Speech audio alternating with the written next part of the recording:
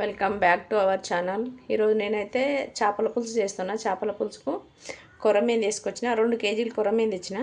కొన్ని ఫ్రై గురించి పక్క తీసి పెట్టిన. ఇవైతే పులుసు పెట్టుకుందామని తీసిన, నీట్గా కడిగి పెట్టేసుకున్నా. ఇప్పుడు ఇందులో కావాల్సిన మసాలాలు చూసుకుందాం. ఇందులో కావాల్సిన మసాలాలు: 1 స్పూను ధనియాలు వేసుకున్నా, కొంచెం సగం స్పూను జీలకర్ర, కొన్ని మెంతులు వేసి ఇవన్నీ దూరగా ఫ్రై చేసి పెట్టేసుకుందాం. ఇవి వేగిపోయినవి. ఇవైతే మంచిగా పొయ్యి అయితే ఆఫ్ చేసుకుందాం. ఇగో ఈ కలర్ వచ్చే వరకు వేపుకుంటే సరిపోతుంది. పచ్చి చేసుకున్నా పర్వాలేదు, పచ్చి చేసుకున్నా బాగానే ఉంటాయి. రోడ్లు వేసి మెత్తగా దంచుకుందాం. మసాలా మిక్సీలో వేసి నేను ఎప్పటికెప్పుడే దంచి పెట్టేస్తాను. ఓన్లీ గరం మసాలా ఒకటే చేసి పెట్టేసుకుంటా. ఇవి డైలీ వేసుకోవడానికి దంచుతా. కొంచెం ఇట్లా బరకగా దంచి పెట్టేసుకుందాం, మరీ మెత్తగా కాకుండా. ఇప్పుడైతే మెత్తగా దంగిపోయింది. ధనియాల పొడి. ఇప్పుడు ఇందులోనే ఒక చిన్న సైజు 4 ఎల్లిపాయలు వేసుకుందాం. ఎల్లిపాయ రవ్వలు వేసి కొంచెం పచ్చపచ్చ దంచుదాం. అయితే రెడీ అయిపోయింది. ఒక ప్లేట్లో తీసి పెట్టేసుకుందాం. దీన్ని ఇగో ఇట్లా దంగొద్దు. ఇప్పుడు మీడియం సైజు ఒక ఉల్లిపాయ కట్ చేసి పెట్టుకున్నా. దీన్ని గట్రా కొంచెం బరకగా దంచేసుకుందాం. ఇందులో వేసి పచ్చిమిర్చి గట్రా వేస్తున్నాం. వేసి ఇప్పుడు దీనంతా మెత్తగా దంచుకుందాం. ఉల్లిగడ్డను పొయ్యి మీద కాల్చి గట్రా వేసుకోవచ్చు. కాల్చి వేసుకునేది మసాలాలోకి వేసుకోవాలి, అట్లా తాలింపుకి వేసుకోవద్దు.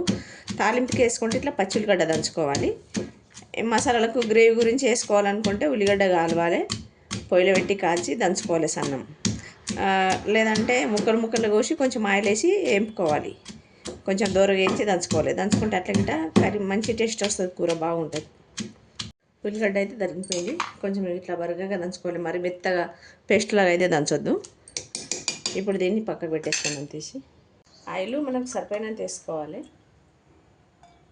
చేపల కర్రీ కాబట్టి కొంచెం ఎక్కువ ఉండాలి. చేపల పులుసులా ఆయిల్ ఎక్కువ ఉంటేనే బాగా టేస్ట్ ఉంటుంది. కొంచెం 1/2 టీ స్పూన్ అంతా జీలకర్ర వేసుకుందాం. జీలకర్ర చేపల కర్రీకి మంచి టేస్ట్. జీలకర్ర చాలా టేస్ట్ వస్తుంది, కర్రీ బాగుంటుంది చేపల కూర. జీలకర్ర మర్చిపోకుండా వేసుకోండి ఎవరు చేసిన. ఇప్పుడు ఉల్లిగడ్డ పేస్ట్ వేసేసుకున్నాను. ఆయిల్ బాగా వేడైపోయింది. ఘాటు ఇటువైపు వస్తుంది, మంచి వాసన వస్తుంది ఫ్రై చేస్తుంది. అల్లం పేస్ట్ వేసుకుందాం. అల్లం పేస్ట్ అయితే నేను ఇంట్లో ఫ్రెష్గా దంచుకున్నది వేసుకుంటున్నా. ఇట్లా ఎప్పటికప్పుడు దంచి పెట్టేసుకుంటాను. కొంచెం పసుపు వేసుకుందాం. రకం ధనియాల పొడి, మసాలా దంచి పెట్టేసుకున్నాం కదా కొంచెం. ఇప్పుడు ఇందులో కొంచెం వేసుకుందాం. మిగతాది కర్రీ దించేటప్పుడు వేసుకోవాలి. ఇది టేస్ట్ బాగుంటుంది, చాలా బాగుంటుంది ఇట్లా చేసుకుంటే. గుజ్జు వేసుకుందాం. చింతపండు ఫస్ట్ నానబెట్టి రసం తీసి పక్కన పెట్టేసుకున్నాను నేనైతే. ఇప్పుడు వేసుకోవాలి. ఇది ఇందా వేసుకున్నా, చింతపండు ఏం లేకుండా. అయితే కారం వేసుకుందాం. కారం సగం తీసుకుని వేసుకోండి, ఎందుకంటే పచ్చిమిర్చి వేసిన కదా. 3 పచ్చిమిర్చి వేసిన ఉల్లిపాయలు వేసి దంచి, మళ్ళీ ఇంకా తర్వాత ఇంకో 2 వేసుకుంటాం. కారం ఎక్కువ అవుతుంది, మన టేస్ట్ బట్టి వేసుకోవాలి. ఎక్కువ తింటే ఎక్కువ వేసుకోవచ్చు. ఇప్పుడైతే 1 స్పూను సాల్ట్ నీట్గా కలిపేసి, కారం వేసినాం కదా, కారం ఉప్పు వేసిన కలిపేసి మూత పెట్టేసుకుందాము. ఒక 2 నిమిషాలు దీన్ని మంచిగా మరగాలి, పొంగు రావాలి, మరిగి మూత పెట్టేసి.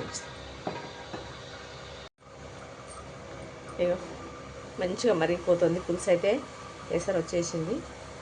ఇప్పుడు ఇలా చేప ముక్కలు వేసుకుందాం. అన్నీ నీట్గా గడి పక్కన పెట్టేసుకున్నాం కదా. ఇప్పుడు ఇట్లా ఒక్కొక్కటి వేసుకోవాలి. ఇట్లా సైడ్లలో వేసుకోవాలి ఒక్కొక్కటి. వేసినాక ఇట్లా ఇది మునిగేటట్లుగా అడ్జస్ట్మెంట్ చేసుకోవాలి. ముక్కలు మునగకపోతే పైన ఉడకాయి, కింది భాగం మొత్తం ఉడికిపోతాయి, పైన అట్లాగే ఉంటాయి, కిందనే మెత్తగా అయిపోతాయి.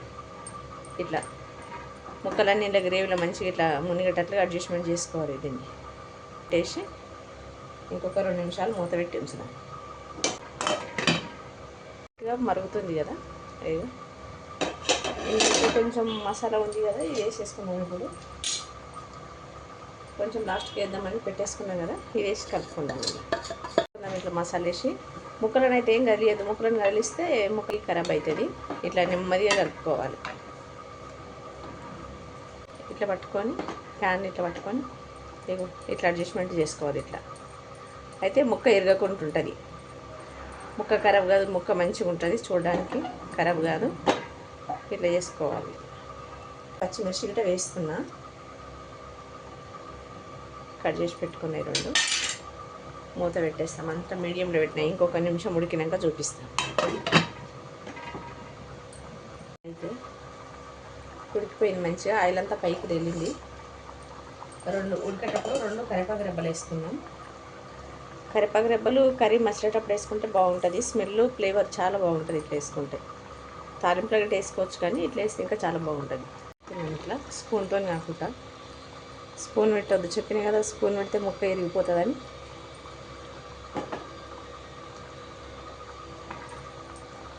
ఇంకా 2 నిమిషాలు మూత పెట్టేస్తా. మంట లోపలంలో పెట్టినా, మంట పెద్దగా పెట్టొద్దు. పెద్దగా పెడితే తొందరగా ఉడికి ముక్క మొత్తం మెత్తగా అయిపోతుంది, మెత్తపడుతుంది, తొందరగా ఇరిగిపోతుంది. మంట చిన్నగా పెట్టుకోవాలి. కర్రీ అయితే రెడీ అయిపోయింది. ఆయిల్ అంతా పైకి తేలింది, కర్రీ రెడీ అయిపోయింది. తెలియని వాళ్ళు ఎవరన్నా ఉంటే ఇట్లా చూసి మీరు గిట్ట నేర్చుకోండి. ఇప్పుడు అందరు నేర్చుకుంటున్నారు, అందరు బాగానే చేస్తారు యూట్యూబ్లలో చూసాం, ఇంట్లో ఎవరినైనా అడిగి. కర్రీ, చేపల కర్రీ మనం వెంటనే వండుకొని తినే కన్నా నైట్ వండి పెట్టి పొద్దున తింటే చాలా టేస్ట్ ఉంటుంది కర్రీ. ఎందుకంటే అట్లా మాకు చాలా అనుభవం ఉంది. మా నాన్నమ్మ ఉన్నప్పుడు ఎక్కువ అట్లాగే చేసేది. నైట్ వండితే పొద్దుటికి ఇంకా టేస్ట్ ఎక్కువ వస్తుంది. నైట్ వండి పెట్టుకోవాలి. మనం వేడివేడి వండుకొని తినే కన్నా వేడివేడి వండుకొని తినేది చికెన్, మటన్, చేపలు కాదు. చేపలు ఇప్పుడు వండి నైట్ తిన్నా, లేకపోతే నైట్ వండి పొద్దున తిన్నా టేస్ట్ చాలా ఉంటుంది, ఫ్లేవర్ ఎక్కువ వస్తుంది. అలా ఎలా వండుతారో కామెంట్ చేయండి, షేర్ చేయండి, లైక్ చేయండి, సబ్స్క్రైబ్ చేసుకోండి.